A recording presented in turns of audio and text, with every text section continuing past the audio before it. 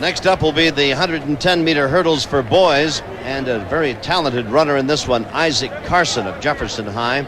We'll tell you more about that in just a bit. That's up in the Daly City area, I believe, is where he's from. We'll take a look at the record sheet for the 110-meter hurdles for boys. Chris Nellums of Dunbar High in Dayton, Ohio, high school record of 13:30. California State meet mark is 13:41. Steve Kerho of Mission Viejo. In lane 1 is Kendall Hogat of Hoover High School.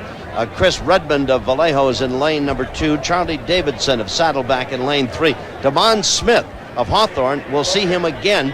He'll be coming back in the 300. He's running in lane 4. And Isaac Carson of Jefferson in lane 5. He's the best in the state. Adrian Brown of Huntington Beach in lane 6. Keith Williams will be coming back. He's an outstanding 300-meter hurdler.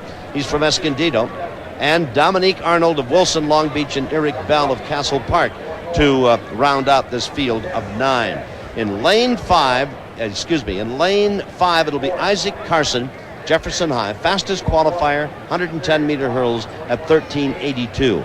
It's one of the best times in the country this year, so it's a down year for hurdlers. Normally you see a whole raft of hurdlers under 14 seconds, but there's only been 4 or 5 individuals run that fast this year. It's just one of those events that doesn't seem to be enjoying an up year, but he is clearly the class of this field. But we saw what almost happened in the women's race. Let's see now what might happen here in the boys' race. Damon Smith is in lane 4, Carson's in 5, and Keith Williams is in lane 7. So watch it from that standpoint.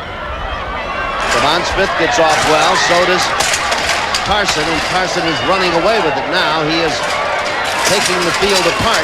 Boy, is he quick, and can he get over those standards? Beautiful race by Carson.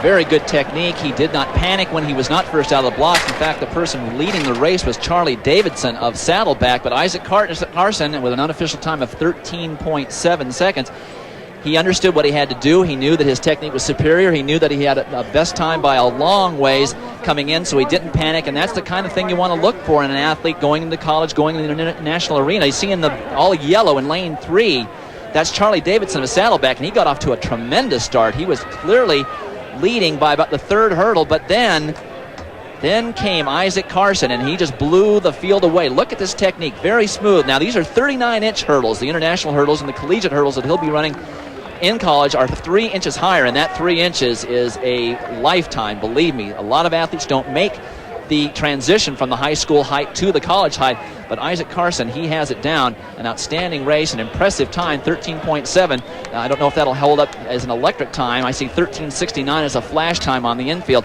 That is moving, and I'm not sure that race was wind aided. It looked pretty calm, and that'll be the best time in the country this year if it holds up. Boy, he is built like a hurdler, no pun intended. Tall, rangy, long legs, and what a stride. Magnificent effort by Carson, who has been the best in the state. Not that easy to be the best in the state and then come to the state meet and perform as expected, but he certainly turned in a magnificent effort here tonight. High center of gravity. I mean, he just really ran between the hurdles, which is what you want to see. Those barriers are there, and they are high, but you've got to be a sprinter between the hurdles. Get over them as quickly as possible, snap the leg down, and he certainly did that. That was almost a training film of how high school hurdlers should run.